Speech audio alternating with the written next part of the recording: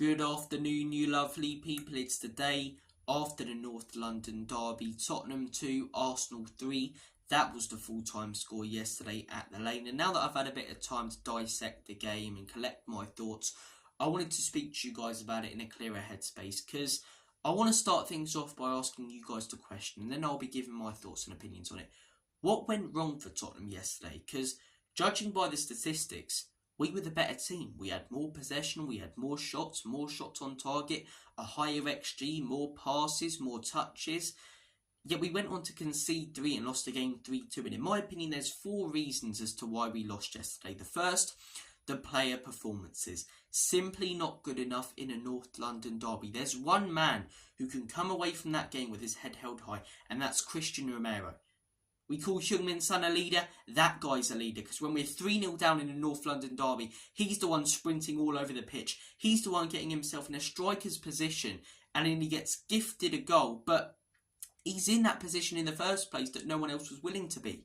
Running all over the pitch, actually giving it his all, fighting for the fans and for the badge. That's a leader, and he can come away from that game with his head held high. I don't care that he missed 3 absolute sitters, and if he scored those, it's a completely different game. He's a centre-back, his job's to defend. None of the goals are his fault, and at least he showed some heart and cared yesterday. Heung-min Son, did he care yesterday? So static on that left-hand side. Every single time that man got the ball, he slowed our play down. James Maddison, he constantly says he came to Spurs for Champions League football and big games like the North London derby. Well, step up in them, mate. Step up in them. You know, I was talking to a Leicester mate of mine, and he said James Maddison is so good, he's on such great form. Then he picks up an injury and then he's off it for about 4 or 5 months. I'm sorry, but that's not acceptable at Spurs. It may be at Leicester, but there's higher expectations here. And I'm not just going to take you being off the boil for 4 to 5 months because there's ability there and there's a fantastic player. No. It's not good enough. The minimum requirement in a game like this is to step up. Timo Werner, rubbish yesterday. Kulusevski was okay, but in a lot of occasions could have done better with the ball. Pierre-Emile Højbjerg, not good enough. Scored a pathetic own goal. Why are you heading it to goal, mate? Just head it away. And if you feel like you can't leave it because you're so close to the keeper, expect that he's going to claim it. And then if he doesn't, it's the keeper's fault and not yours for scoring a stupid own goal.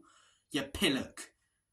The whole team yesterday, apart from Christian Romero, looked like they couldn't care less. It's all well and good fighting back when we're 3-0 down. Where's that heart? Where's that fight? Where's that desire for the badge? It wasn't there, in my opinion. The second reason, and I've alluded to it there as to why we lost yesterday, not being clinical enough. I'm not going to question or criticise Romero too much because he cared yesterday. He really did.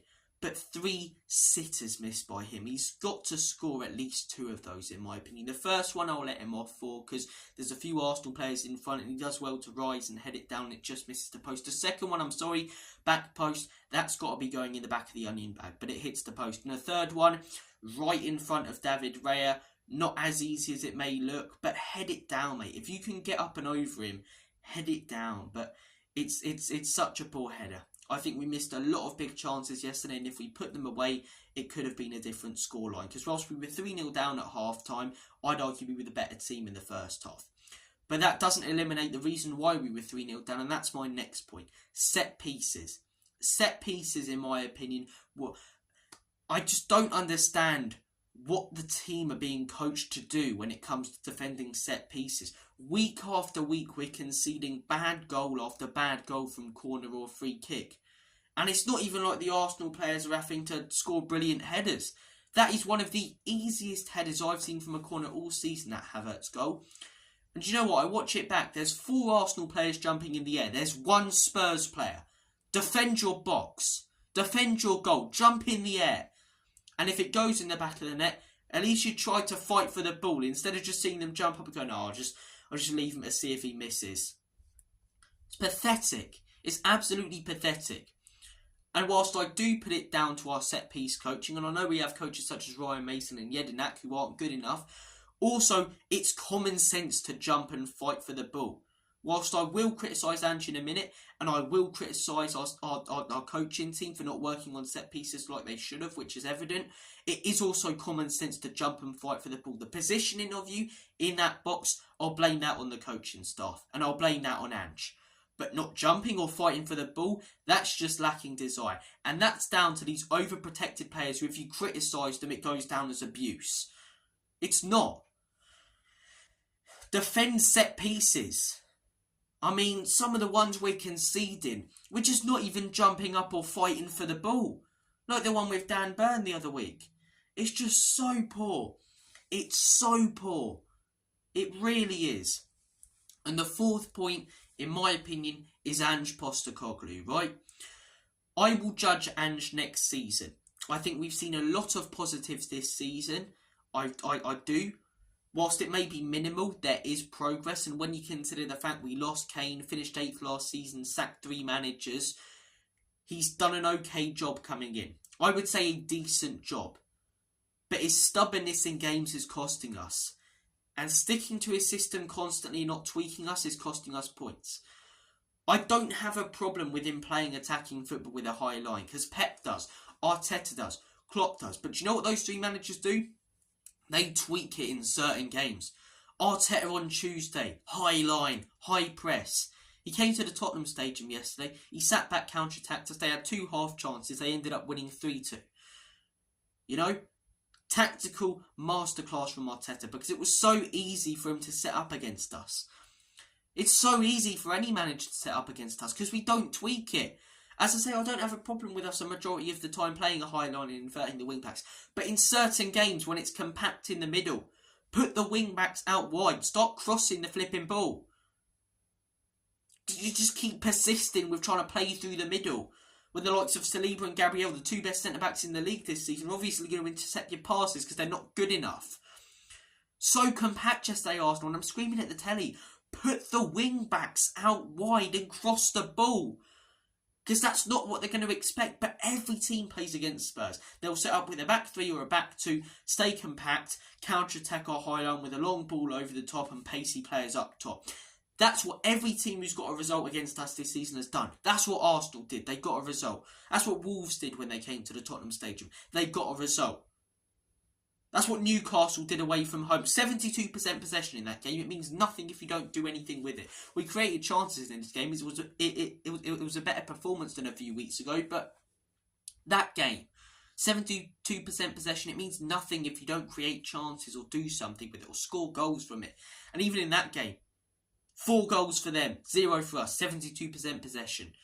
Because we were so easy to counter-attack and play against. So in certain games, Ange Postecoglou, maybe don't do it against the Burnleys or the Crystal Palace. But when you're coming up against an Arsenal team who are contending for the league, drop that line back a little bit.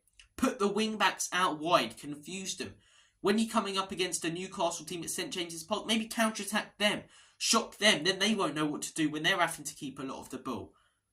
We're just so predictable to play against. As I say, I don't have a problem with him playing this system a majority of the time. And I'm not asking him to even change it sometimes. Just tweak it sometimes.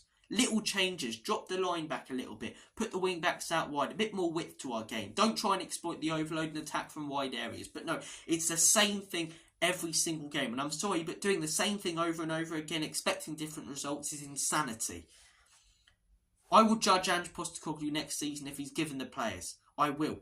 I think there's been a lot of positives this season with Ange Postecoglou, and I believe, like I did with Conte and like I did with Jose, that managers aren't the bigger problem at this football club, and it's the ownership.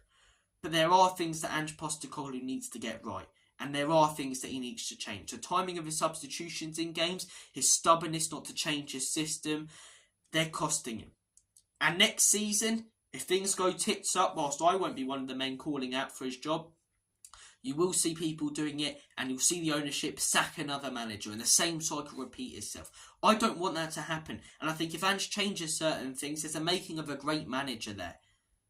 Because some of the football we've seen this season has been phenomenal stuff. Absolutely phenomenal stuff. But some of it's been complete and utter dross. Because when that system doesn't click, it doesn't matter what you're saying to those players. When the opposition is set up in a certain way like they have been counter-attacking, it's crap to watch. It really is. The 4th reason, in my opinion, the 4th reason we lost, the refereeing. Another reason we lost, the refereeing and the VAR yesterday. In my opinion, I'm sorry, but It's not corruption. It's not that Michael Oliver was biased in yesterday's game, like I think some referees have been this season. I could accuse him of that, but it's just not factually right. It's just blatant incompetence. It's an absolute cabbage refereeing the game. And VAR, judging by my understanding, VAR was brought in to correct clear and obvious errors. The linesman doesn't put his flag up for that Mickey van der Ven goal. Gabriel's arse is so close to paying him onside, and what I've seen from not just Spurs fans but from football fans is that most people are 50-50 on that. So if they're 50-50, it's not a clear and obvious error. But the absolute vegetables at Stockley Park think it is. Honestly, I don't get it. The penalty shout where Arsenal counter-attack us, I don't think that's a penalty. I think we go down very softly there and we focus too much on that, and our man marking and high line cost us again for that goal. The only proper goal Arsenal actually scored where we didn't shoot ourselves in the foot. But the refereeing yesterday, in my opinion, I saw a lot given for Arsenal that wasn't given for us, and that VAR call could have made a massive difference. In a game like this, to go 1-1, that crowd gets right back up for it. And we're not on an uphill struggle in that second half. In my opinion, we take our chances yesterday. VAR gives us that goal. Despite everything I've said about Ange Postecoglou and the players, we win or draw that game. But at the end of the day, it's all if, buts and maybes. And you've got to create your own luck sometimes. You've got to put those chances away. You've got to change that system when things aren't going your way. One criticism I do hear a lot of Ange Postecoglou, this isn't Scotland, mate. And that's something I don't understand, because Sir Alex Ferguson, the greatest Premier League manager in England, who everyone wants to compare their managers to and wants their managers to turn into, and who's the perfect example of a brilliant manager, came from Scotland and didn't succeed in his first few seasons at United.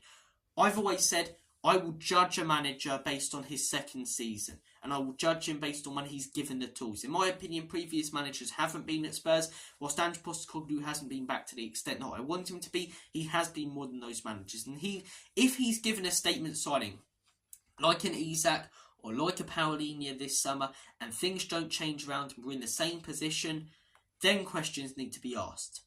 But give the man his players, like you didn't with the other own, or like the ownership didn't with the other managers at this football club.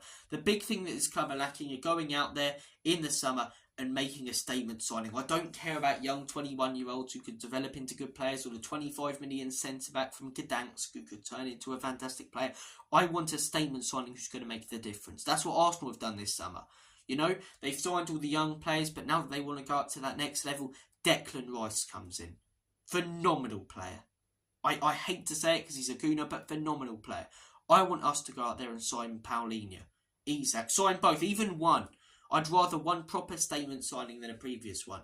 And if manager after manager at this club were given that statement signing, I think they would have been more successful than they were. But that's a topic for another day. I'm rambling, but there were a lot of reasons as to why we lost today. The first, in my opinion, set-piece defending. The second, the players' performances. The third, Ange Postecoglou's stubbornness. The fourth, VAR and the refereeing. But it's always a hard one to dissect, isn't it? It's always a very, very hard one to dissect.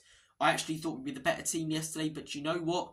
Stats can be deceiving. You've got to give credit to Arsenal because it was their game plan for us to be the better team.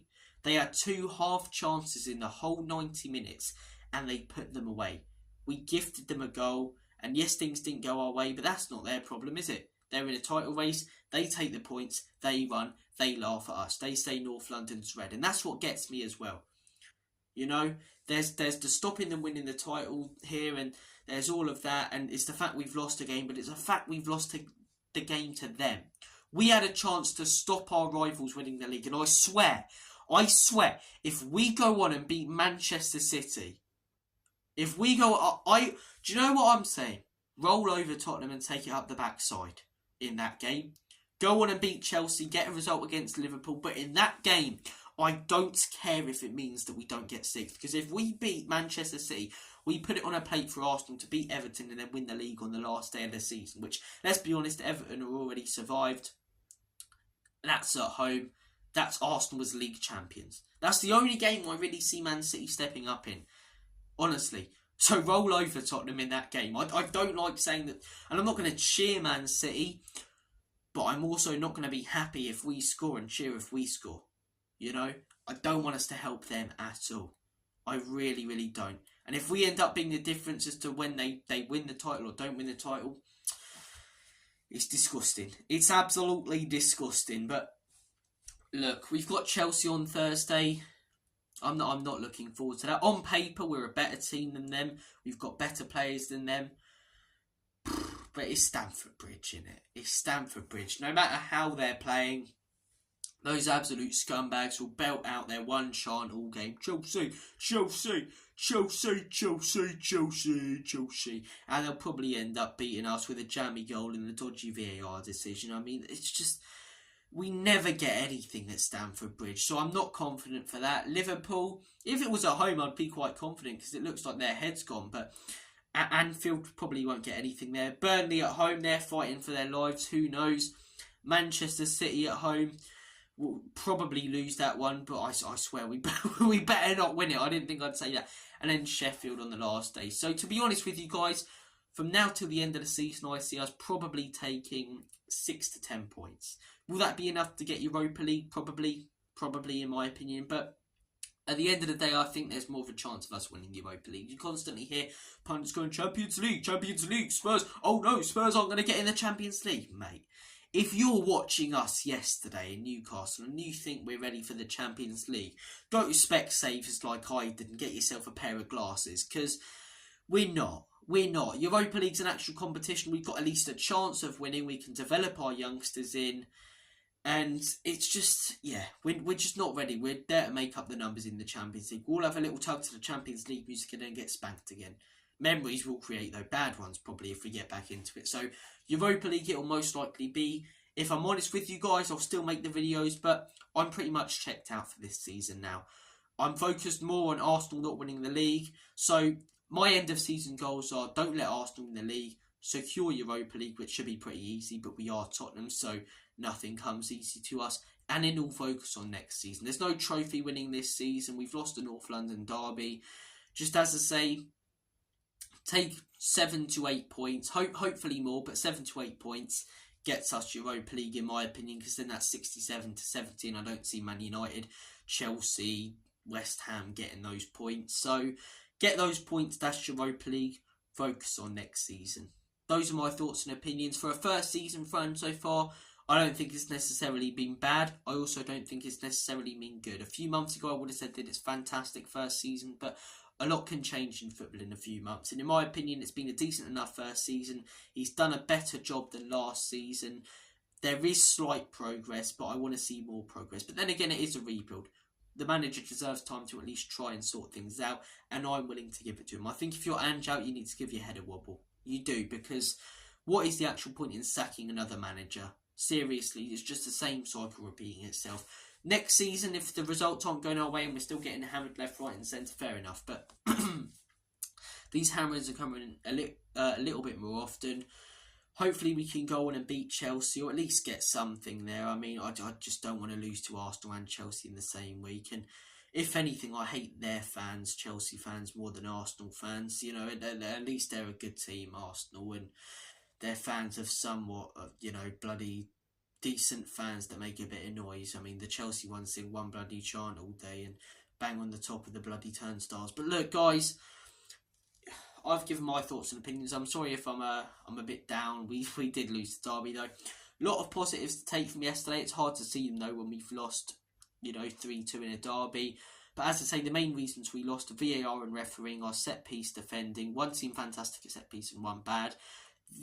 The manager's stubbornness and the players' performances, which simply weren't good enough. What do you guys think are the reasons? Do you agree with mine? Do you disagree? Would you add any? I want to hear your thoughts and opinions in the comment section down below. Thank you for watching. Try and enjoy your Monday and week up until that Chelsea game. Hopefully the boys surprise us and go on and spank Chelsea and batter them like a haddock down the local fish and chip shop. But I can't see it because they'll always turn up against us at Stamford Bridge. But guys, you've been awesome. Take care. And as always, come on you Spurs. In Big Ange we trust. Enoch and Levy out.